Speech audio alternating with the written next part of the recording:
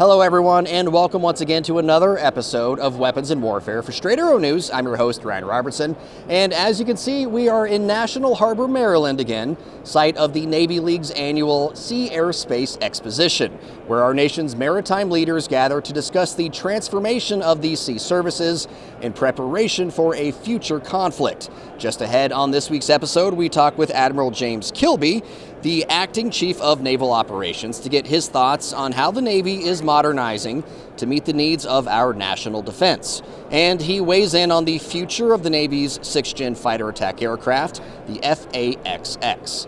Plus, I slip on some headgear and climb into a cockpit demonstrator to find out how one company is preparing to train future naval aviators as they prepare to take over the tip of the spear. But first, some headlines you may have missed. Meet the new boss. Definitely not the same as the old boss. The new Secretary of the Navy, John Phelan, is a career businessman with no real military experience to speak of. He used sea airspace as an opportunity to deliver his first major speech, during which he promised to shake up the Navy's old ways that he says allowed China to gain ground on the United States. While we've been mired in bureaucratic inertia, budgetary gridlock in Congress, and chronic shortfalls in shipbuilding investment, our adversaries have been building and getting better. China constructed more ships last year alone than we have since World War II. Confirmed by the Senate last month, Phelan replaces Naval Academy graduate and retired Navy Commander Carlos Del Toro. Since his confirmation, Phelan has been visiting facilities in Quonset Point, Rhode Island, and Groton, Connecticut. The Navy League speech was his first major address in D.C., aside from his confirmation hearing.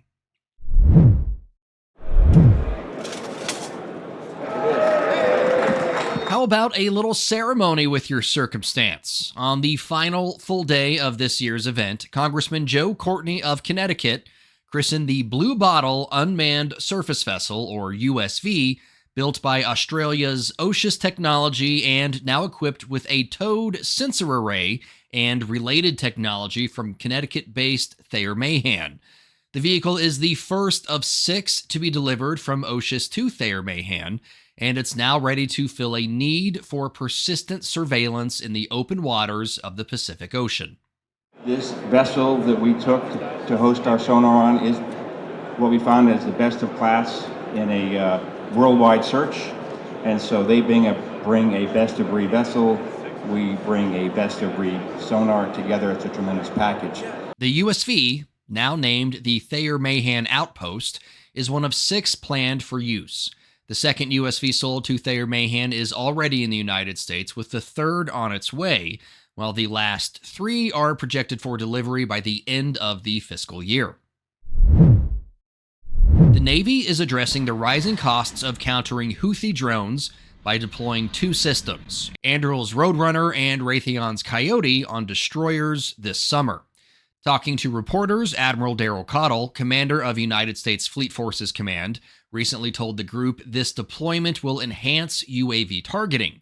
Since late 2023, concerns about the expense of using costly missiles against cheaper drones emerged, known as the cost curve problem. In 15 months, the Navy launched 220 missiles, which cost more than $500 million. For the uninitiated, the Roadrunner is a loitering munition, and the Coyote is a launchable interceptor. Both were tested at sea. The Navy is also exploring laser weapons for drone defense, but progress on that front has been slower. Thanks to the demands of their various jobs, it can be difficult to gather America's maritime leadership in one place to talk about where the Navy is and where it's going, which is what makes Sea Air Space such an important event on the calendar. The acting chief of naval operations, Admiral James Kilby, met with the media and moderated a panel discussion with 5 naval commanders. They talked about some recent wins and areas where they have to get better as the branch continues to modernize in the face of a growing array of threats. Amid the pomp and circumstance that's the norm at events like the Navy League's Sea Air Space were plenty of questions for the acting chief of naval operations, Admiral James Kilby, and 5 of his operational and systems commanders. One of the most prominent, how close is the branch to meeting its goal of 80% combat surge readiness? In 2018, when then Defense Secretary James Mattis told the Navy to get its FA-18 Super Hornet fleet back up to speed, bumping up the number of ready jets from 250 to 341. The Navy revamped its maintenance practices and hit the target. The truth is it took well over a year to get there, and now to sustain it takes a all-hands effort all the time with the Naval Aviation Enterprise, OpNav, SecNav staff, the whole team. Inspired by that, other parts of the Navy, including surface and submarine forces, have also started changing their maintenance and logistics to boost their readiness. And the numbers show they're getting there. The closest to that 80% goal is the branch's aircraft carriers at 70%, while submarines and surface warships are sitting at 67% and 68% respectively. Of course, one of the biggest hurdles facing Kilby and the rest of Navy leadership is twofold. Too many boats still in the production pipeline or sitting in need of long-term maintenance. The last part is partnering with industry, which we hear to. We can't do it by ourselves. I meet with industry on a weekly basis to talk about which avails are not going well. And the path that my predecessor, Admiral Kitchener, started with our North Star of 75 mission-capable ships has segued very well into our 80% combat surge-ready goal. After the opening panel, Admiral Kilby stepped away from the festivities to field questions from a select group of media in attendance. While covering a wide range of topics, the one that was at the top of our list. Speaking of timelines and things that the service branch needs, do you have any update on FAXX and how that's going? Yeah, I don't want to get ahead of the contract decision, but I will tell you we need FAX in the United States Navy, just like the Air Force does. I mean, we're talking about a fight in the Pacific. We fight together as a joint force, so having that capability is very important for us. And follow-up question is, what is the service like? What is left to be done before the contract decision is announced? I mean, there was rumors it was going to get announced a couple of weeks ago. What is the Navy waiting on? Yeah, it's a decision at the secretarial level and above, and they're working that now. Another area of conversation, how to handle the threat of the Houthis and other bad actors in a cost-effective manner, particularly the drone threat now posed by anyone with a little money and bad intentions. As the former N9, I was focused on a high-end laser, 500 kilowatts to 1 megawatt, and I have regret for that I had not been thoughtful enough to think about UAV threat, where I think a much lesser power weapon would have done what we needed it to do. We are putting on capabilities on the Forward Strike Group, who's Intercom 2X today, that it will be a much more cost-effective way to deal with the UAV threat in particular. But we have to get after the industrial base, our munitions industrial base, in the same manner we have to get after our shipbuilding industrial base to increase more munitions. When pressed on the subject of lasers as a solution, Kilby said it's the kind of investment that needs to be fully fleshed out. I don't want to abandon it, but I'm not ready to go all in yet on buying these things until I can have a relatively sure output in an action. To put a point on the problem, in January, Vice Admiral Brendan McLean, the head of Naval Surface Forces, told attendees of the Surface Navy Association conference that over the previous 15 months, the U.S. Navy's surface fleet launched nearly 400 munitions in their fight against Iranian-backed Houthi rebels in the Red Sea. That included 120 SM-2 missiles at a cost of $1.2 million per, 80 SM-6 missiles at $4 million a pop, along with a total of 20 evolved Sea Sparrow missiles and SM-3 missiles, a number that would likely cost in the 9-digit range. Serving you clarity through context, our mission at SAN is to deliver the news straight down the middle. We're different from mainstream media because we spotlight distorted headlines and show you how to do it too. Discover stories that right and left-leaning outlets are choosing not to cover by using our Media Mist tool. Download the SAN app and turn on notifications to have straight facts delivered right to your phone or tablet, and get straight facts anytime at SAN.com.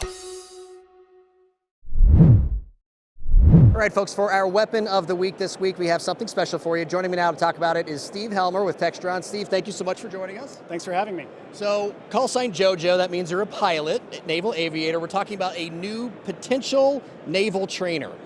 Walk me through the steps. So what we have here is the M346N, which is the most visible part of a training system that we're offering the Navy as a potential T-45 replacement. And when you say it's the most visual part, it's a system of systems, right? I mean, we have the simulator behind you, but that ties into the entire training system as a whole. That's exactly right. So everything from the smart chair you see behind me to the operational flight trainers to the aircraft can all be networked together.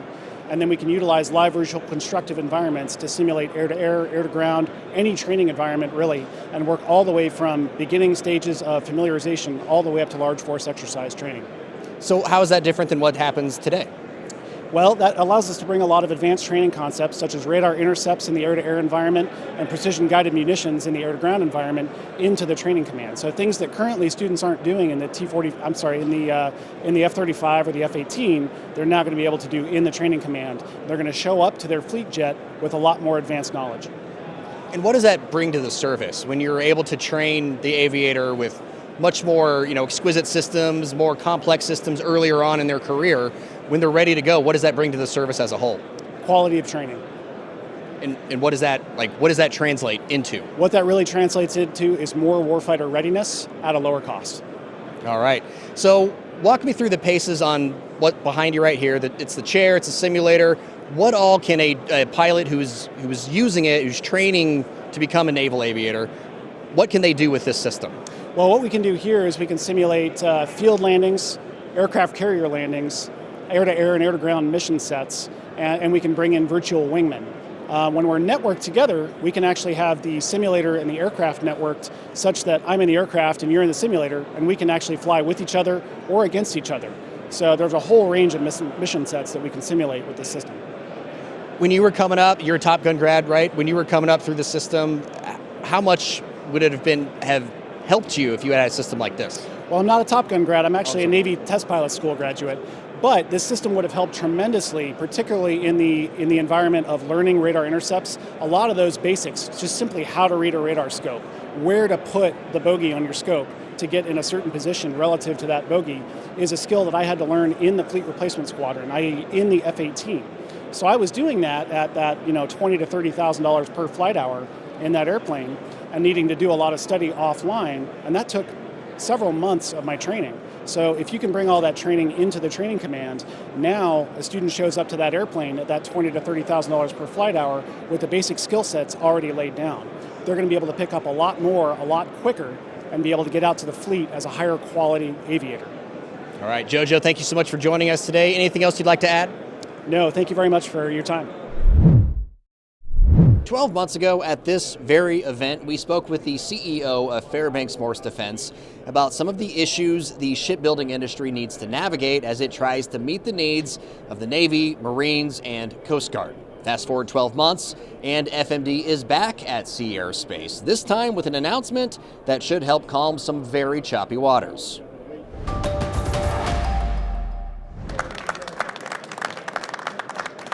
And with just a few pin strokes, the picture clouding the Navy's need for shipbuilding and long-delayed maintenance issues potentially got a little clearer.